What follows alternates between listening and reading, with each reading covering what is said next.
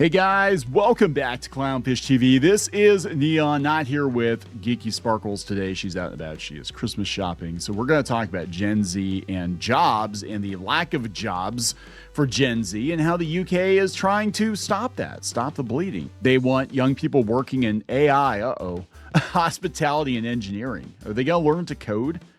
Is that what they're going to do? Gen Z learns to code? That's the title of the video, guys. Gen Z learns to code. So we're going to talk first about how hard it is for Gen Z to find a job right now because jobs are not very prevalent. The economy sucks. A lot of companies are downsizing. A lot of them are over-relying, I believe, on AI because they think it's magic. It really is not magic. And I think they're going to find out in a year or two that they really overestimated the abilities of AI. But that being said, Gen Z will be trained to become bot farmers, apparently, if the UK has their way. So let's talk about this. Before you get into it any further, please subscribe for more content. Thank you very much, guys, for the support. Go out to more.clownfishtv.com. That's more.clownfishtv.com for more content that you will not find on YouTube. This is coming from CNBC Make It. Why it's so hard for Gen Z to find a job right now. None of us are really thriving. So this is Terrell. She's 23. A year after graduating, she says she's still struggling to land something that fits her skill sets full time. Well, Terrell, you might not be able to find something that fits your skill set full time right away. I'm just saying. I'm still on the job hunt, she told CNBC's Make It in mid-November. It is something I have to motivate myself every day to wake up and do. Terrell graduated from the University of Hawaii at Manoa in 2024 with a bachelor's degree in business administration and hoped to work for a startup doing content strategy or marketing. Marketing, I'm going to tell you, as a guy who worked in marketing, marketing is the first thing to get cut when the chips are down. Very bad decision to go into marketing. I'm just saying. I'm just saying. Despite months of networking and filling out job applications throughout her senior year, the only offer Terrell received, she says, was promoting power tool products at a local Home Depot for $25 an hour. $25 an hour to promote power tools at Home Depot? Is that right? $25 an hour to promote. Holy hell. Do you know how long it took me to get to $25 an hour there, Terrell? Actually, I don't know if I ever got to $25 an hour. I have to think because I was salaried. So it's like, I'm sure on paper I was making more than that, but I was working like 60 hours a week. But I'm just saying that is a lot of money. She says she felt the retail-focused job didn't align with her experience or career goals, so she started looking for a new job within weeks. That led to a new role with a pay cut at a local Marriott hotel, but she was laid off in September of 2025. It's no secret the job market is tough right now. Hiring has been down for the better part of the year. Many people are clinging to their jobs, and there are signs that the layoffs are ticking up. Yeah, companies are taking every opportunity they can to cut back. That's what's going on. As for the youngest workers, over 2 million people earned their bachelor's degrees in the spring of 2025. Just 30% of those graduates reported finding a full-time job in their field, according to a June and July survey from the Cengage Group.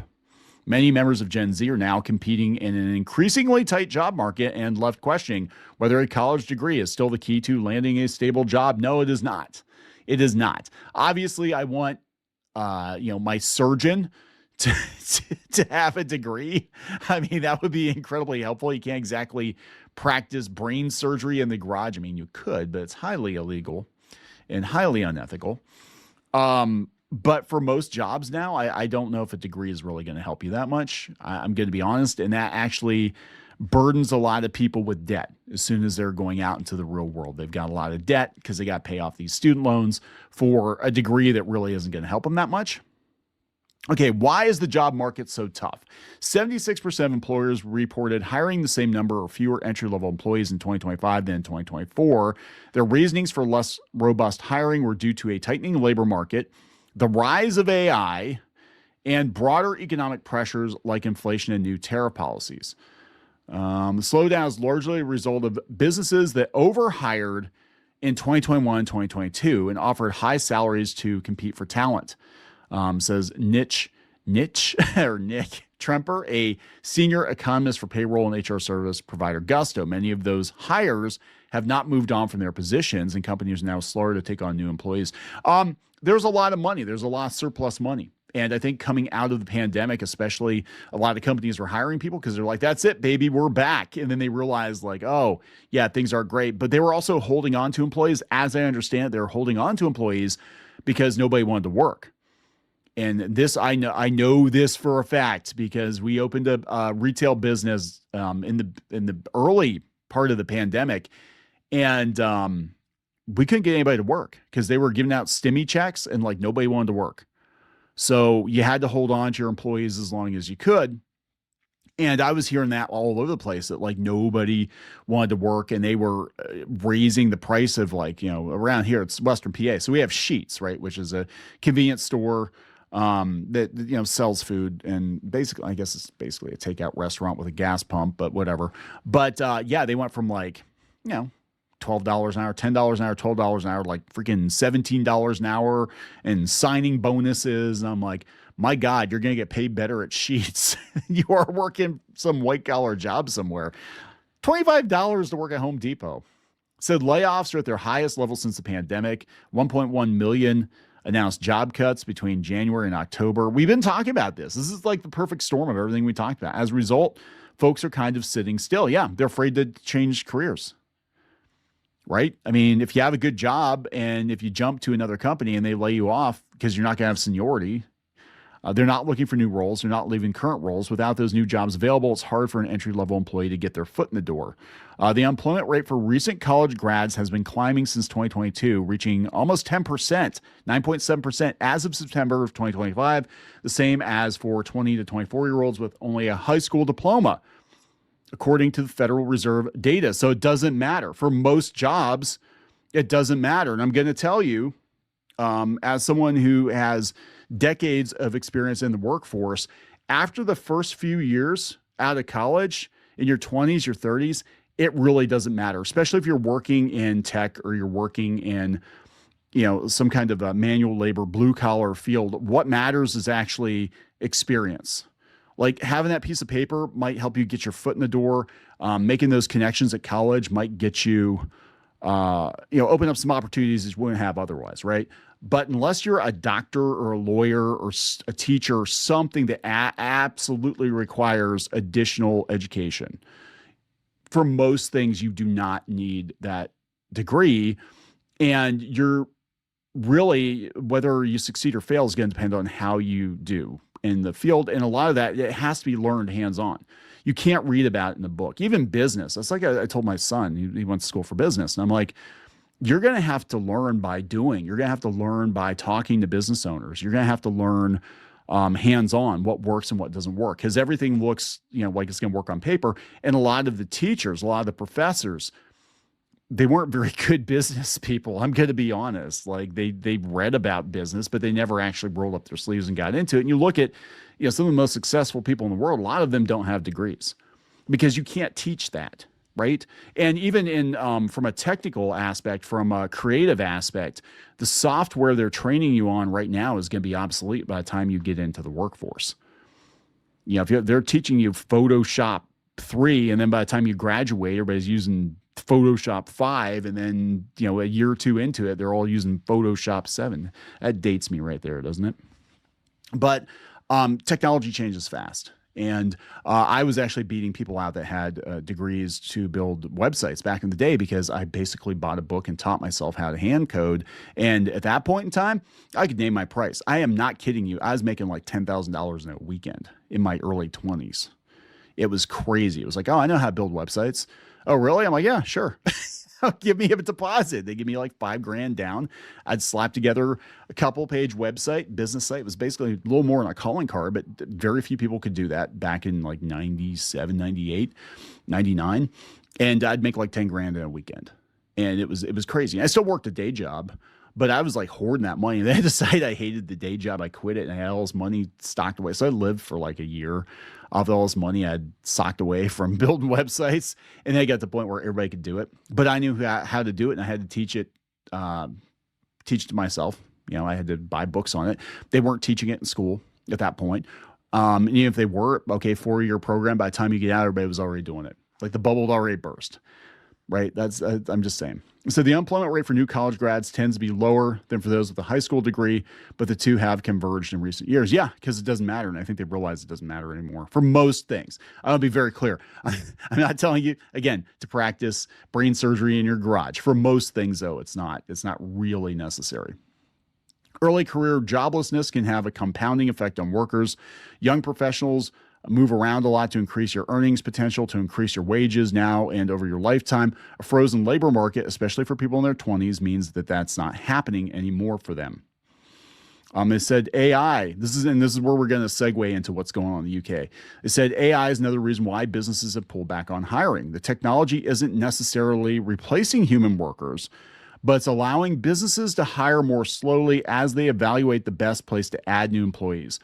They're able to use AI to fill the gaps as they're thinking about their overall hiring strategy and what it looks like going forward. Again, AI is not going to replace everybody. It's incapable of replacing everybody, but you're going to have one person be able to do the work of 10 people with the assistance of AI.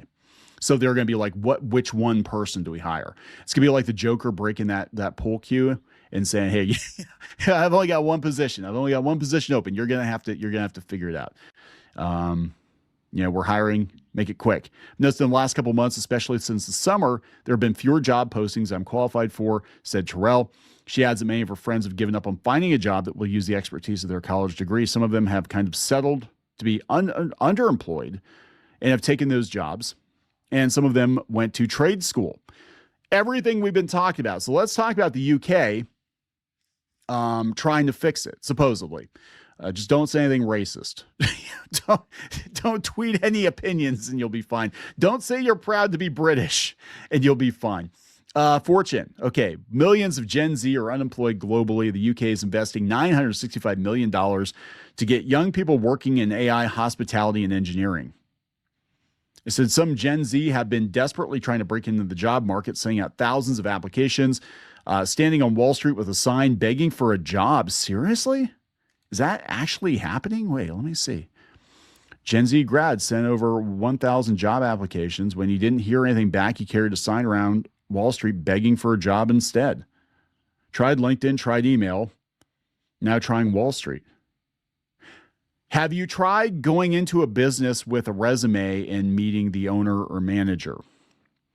Because this is 25-year-old Sam Rabinowitz. He spent $136 of his last $700 on a custom poster. I would actually give this guy a shot. I'm going to be honest. I would give this guy a shot. Depends on what you want. But if he's like, yeah, I've only got $700 to my name, but I want to work in finance and I want $120,000 a year to start, that might be a problem. But this is what employers see. They're going to have their pick now. So they're going to look at who's got the most potential. Who's got the most moxie? And this guy definitely would have it. I would consider hiring him. I would. I'd be like, dude, if you want a job that bad, I will find something for you. Waitressing at industry conferences, handing out their resumes. Earlier this week, the UK government announced a $965 million investment to create more apprenticeships and place 50,000 young people in the roles.